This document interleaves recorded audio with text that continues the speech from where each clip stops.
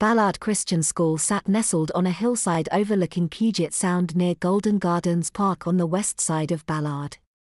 It was an urban school, but absolutely gorgeous. Truly. It was a wonder a kid like Jordan had the chance to be a student at such a fancy place. Even though her dad was the leader of a company, it was a non-profit that served homeless people for Chris sakes, he often said. Not exactly a well-to-do segment of the population and typically not a lucrative career.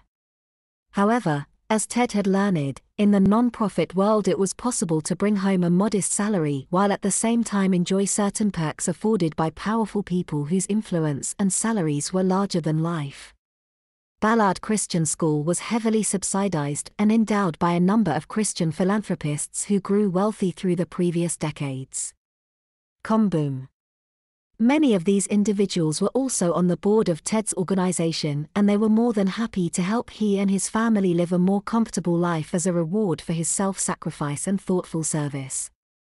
The building itself had been newly remodeled and looked high-tech, lots of exposed steel beams, braided cabling, exposed raw wood, stamped concrete floors, and expanses of glass characterized the space. Leather furniture littered the hallways and lobbies, and students bustled about carrying fancy electronic devices.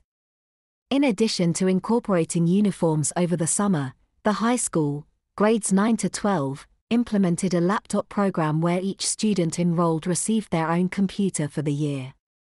It wasn't an accident that 98% of Ballard students graduated 12th grade and 92% were accepted into college.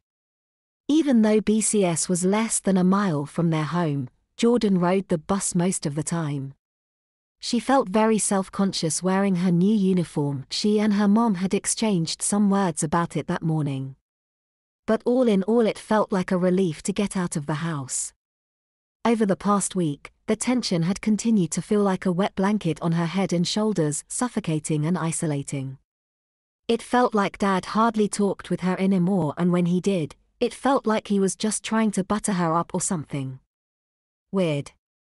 Mom, on the other hand, continued to put more and more responsibilities on her that she either didn't want to do, Jen's diapers and Mindy's playtime, or didn't feel capable of doing. Last Wednesday night she had asked Jordan to take care of dinner. Doesn't she remember that I'm still only? In each case, it served to make Jordan feel all the more alone. Who's looking out for me? She wondered more than once over the past week.